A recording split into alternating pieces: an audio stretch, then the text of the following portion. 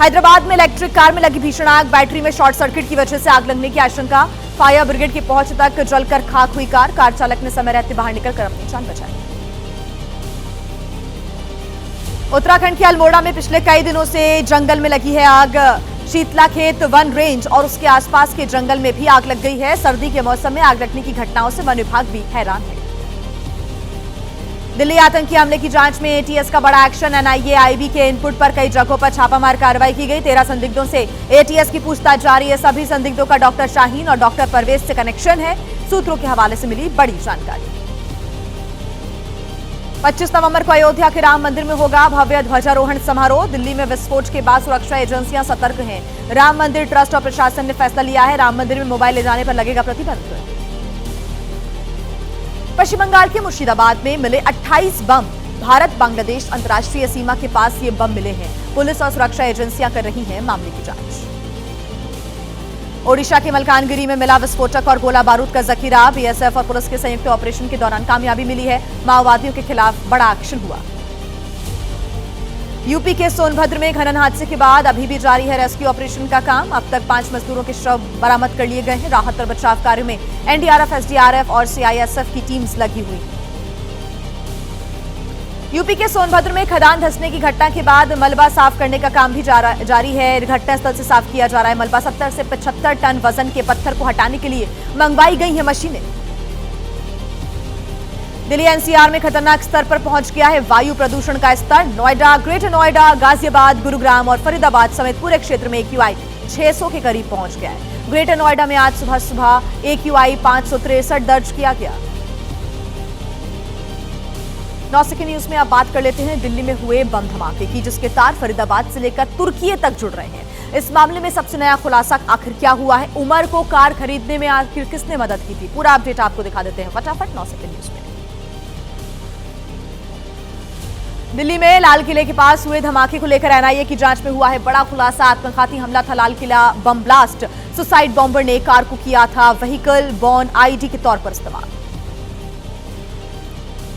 Car blast case में NIA को एक और बड़ी कामयाबी मिली है। उमर के साथ साजिश में शामिल शख्स गिरफ्तार किया गया। एनआईए ने आमिर राशिद को दिल्ली से गिरफ्तार किया है। ब्लास्ट में इस्तेमाल की गई कार आमिर के नाम पे ही रजिस्टर थी। एनआईए की जांच में हुआ खुलासा। जम्मू कश्मीर के संबूरा पंपोर का रहने वाला है आमिर। कुछ महीने पहले ही दिल्ली आया था। आमिर राशिद ने कार खरीदने में उमर की मदद की थी। कार चलाने वाला शख्स उमर ही था, इस बात की भी पुष्टि हो गई है। आमिर राशिद से पूछताछ और एनआईए की जांच में उमर की कार चलाने की बात भी कंफर्म हो गई है। एनआईए ने उमर की एक और गाड़ी भी जब्त की। दिल्ली धमाके के सिलसिले में अब तक करीब 73 लोगों के साथ पूछताछ हो चुकी है। बयान दर्ज किए जा चुके हैं। दिल्ली, जम्मू कश्मीर, हरियाणा, यूपी पुलिस के साथ मिलकर जांच कर रही है एनआईए की टीम। आतंकियों के नेटवर्क की जांच के लिए कई लीड्स पर काम कर रही है जांच एजेंसियां। रोहतक की डॉक्टर प्रियंका शर्मा से जम्मू कश्मीर में काउंटर इंटेलिजेंस टीम ने पूछताछ की। आतंकी मॉड्यूल में गिरफ्तार डॉक्टर आदिल अहमद को लेकर पूछताछ के बाद छोड़ा। प्रियंका के मोबाइल को जांच के लिए जब्त कर लिया गया। डॉक्टर प्रियंका शर्मा अनंतनाग के गवर्नमेंट मेडिकल कॉलेज में पीजी की पढ़ाई कर रही हैं। आदिल भी इसी मेडिकल कॉलेज में प्रियंका का सीनियर था। प्रियंका ने कहा कि कोर्स के दौरान आदिल से सिर्फ काम के सिलसिले में ही बातचीत होती थी।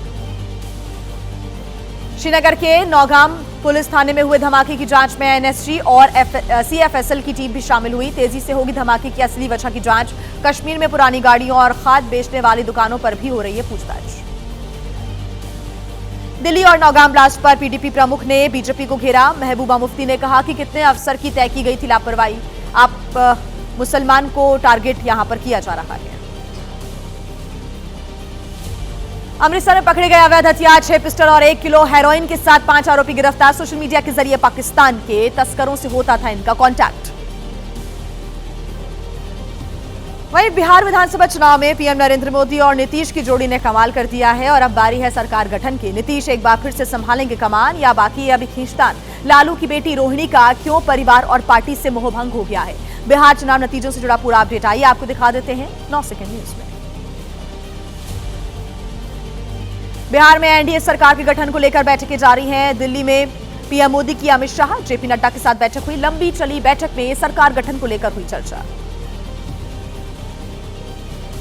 बीजेपी नेताओं की सहयोगी दलों के नेताओं के साथ बैठकें। धर्मेंद्र प्रधान और विनोद तावड़े से मिले चिराग पासवान, उपेंद्र कुशवाहा और जीतन राम मांझी। पटना में आज नीतीश कैबिनेट की भी बैठक होगी। मीटिंग के बाद नीतीश राजभवन जाकर इस्तीफा देंगे। सूत्रों के अनुसार इस्तीफे के बाद होगी जेडीयू विधायक दल की बैठक। बिहार में एनडीए सरकार के गठन को लेकर पटना से दिल्ली तक हलचल हो गई है तेज। आज हो सकती है बीजेपी विधायक दल की बैठक। मंगलवार को एनडीए विधायक दल की बैठक भी होने की संभावना है। पटना के गांधी मैदान में शपथ ग्रहण की तैयारियां चल रही हैं। 20 नवंबर तक गांधी मैदान को बंद किया गया है। 19 या फिर 20 नवंबर को शपथ ग्रहण समारोह हो सकता है। पीएम मोदी और एनडीए शासित राज्यों के मुख्यमंत्री शामिल हो सकते हैं। तो वहीं तेजस्वी ने आज बुलाई है नवनिर्वाचित विधायकों और हारे हुए उम्मीदवारों की बैठक। बिहार विधानसभा चुनाव में हार की करेंगे समीक्षा। नतीजों और संगठन से जुड़े अहम बिंदुओं पर होगा मंथन। लालू परिवार विवाद के बीच चप्पल मारने के सवाल पर रोहिणी ने कहा, जो बोलती हूं सच बोलती हूं, जिसको खंडन करना है सामने आए। पिता हमेशा मेरे साथ, रो पड़ी थी बहनें और माता पिता। लालू परिवार में बढ़ी कलह के बीच रोहिणी के अलावा 3 और बहनें भी पटना से निकली। रागिनी, चंदा और राजलक्ष्मी ने छोड़ा पटना आवास, बच्चों के साथ गईं दिल्ली। लालू परिवार विवाद पर बोले तेजस्वी के मामा साधु यादव, व तेजस्वी के अहंकार ने पार्टी और परिवार को बर्बाद कर दिया। अब लालू जी को लेना होगा कोई फैसला।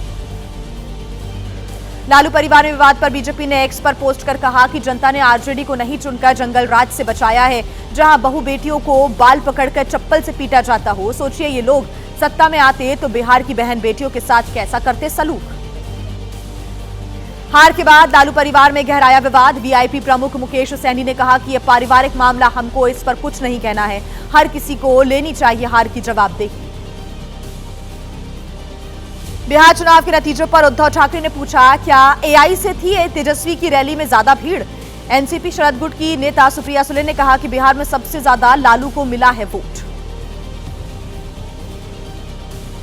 बिहार चुनाव को लेकर कांग्रेस सांसद राजीव शुक्ला ने कहा कि चुनाव आयोग का पक्षपाती रवैया रहा है। बीजेपी और एनडीए जो चाहते थे वो करते रहे और चुनाव आयोग ने करने दिया। हम के नेता जीतन राम मांझी ने राहुल पर साधा निशाना। कहा कि राहुल ने बिगाड़ा महागठबंधन का खेल। मंत्रिमंडल में शामिल होने के सवाल पर बोले, हमने कभी भी कोई दबाव नहीं डाला, जो विभाग दिया वो लिया। नीतीश कुमार के बड़े भाई सतीश कुमार ने नीतीश के स्वास्थ्य से जुड़े सवालों को खारिज कर दिया। कहा कि ये पूरी तरह से झूठ है। वो रोजाना 10 बैठकें करते हैं, अगर बीमार होते तो क्या इतना काम कर पाते।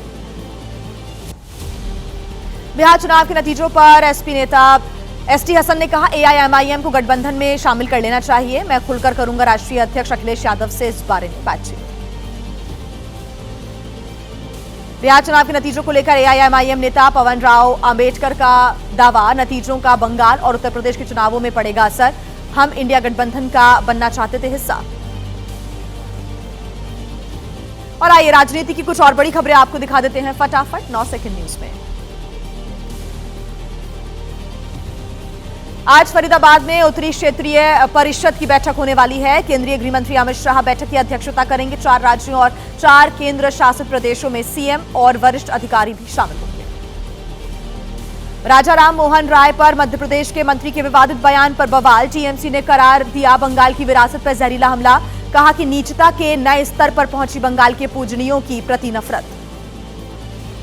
एमपी के मंत्री के बयान पर टीएमसी नेता कुणाल घोष ने कहा कि बीजेपी रही अंग्रेजों की दलाल। जब स्वतंत्रता सेनानी गले लगा रहे थे फांसी, तब ये लोग मुचलका देकर स्वतंत्रता आंदोलन से बाहर निकल गए।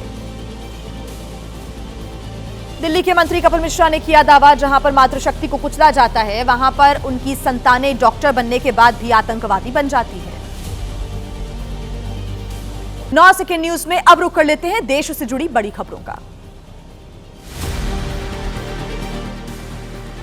दिल्ली एनसीआर में प्रदूषण को लेकर सुप्रीम कोर्ट में सुनवाई। कोर्ट ने पराली जलाने की घटनाओं पर पंजाब हरियाणा से मांगा है जवाब। पिछले हफ्ते कोर्ट ने कहा था कि मामले में जरूरी आदेश दिया जाएगा।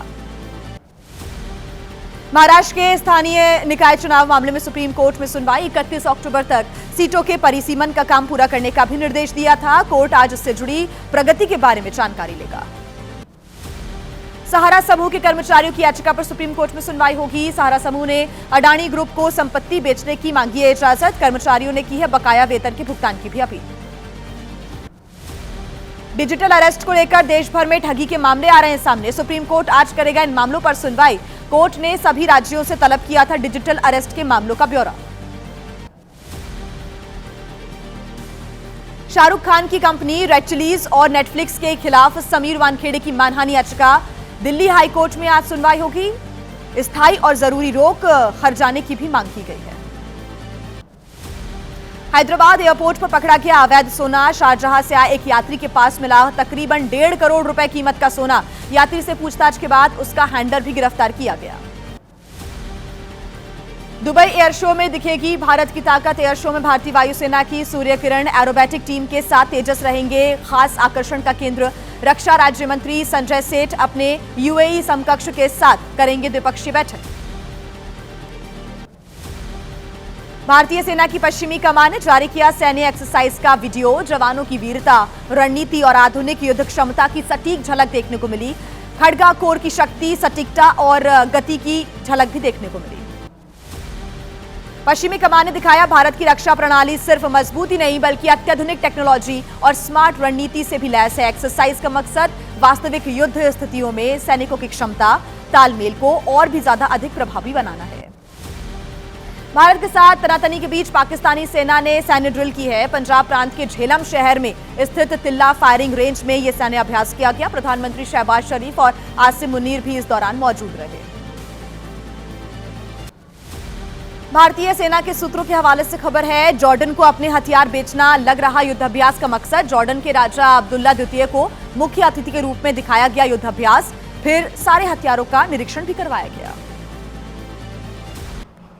और फिरौती नहीं मिलने पर कहां पर दुकानदार की हत्या कर दी गई। नकली घी के कारोबार का कहां पर्दाफाश हुआ, कहां पुलिस और बदमाशों के बीच मुठभेड़ हो गई। अपराध जगत की पूरी बड़ी खबरें आपको दिखा देते हैं फटाफट अंदाज में। अमृतसर में गोली मारकर दुकानदार की हत्या। दुकानदार से मांगी गई थी 50 लाख रुपए की रंगदारी। फिरौती न मिलने पर बदमाशों ने दुकानदार की हत्या कर दी। हाल ही में इटली से लौटा था मृतक का बेटा। वहीं पंजाब के होशियारपुर में पूर्व कैबिनेट मंत्री सुंदर श्याम अरोड़ा का निजी सहायक गिरफ्तार किया गया। सोशल मीडिया पर गलत संदेश पोस्ट करने पर गिरफ्तारी हुई है। कोर्ट में पेशी के बाद 2 दिन की पुलिस रिमांड। बुलंदशहर में पुलिस और बदमाशों के बीच मुठभेड़ हो गई। कई आपराधिक वारदातों में शामिल बदमाशों के बीच यहां पर मुठभेड़ हुई। मुठभेड़ के दौरान पुलिस की गोली बदमाश को लगी। पिछले काफी समय से बदमाशों की तलाश पुलिस कर रही थी। उत्तर प्रदेश के प्रतापगढ़ में भी पुलिस के साथ 2 बदमाशों की मुठभेड़ हो गई। एनकाउंटर के दौरान पुलिस की गोली बदमाश को लगी। उत्तराखंड के रहने वाले हैं दोनों बदमाश, यात्रियों के साथ करते थे लूटपाट। राजस्थान के बूंदी में जमीन विवाद में बवाल हो गया। 2 पक्षों के लोगों के बीच मारपीट हो गई। मौके पर पहुंची पुलिस की टीम पर भी ग्रामीणों ने अटैक कर दिया।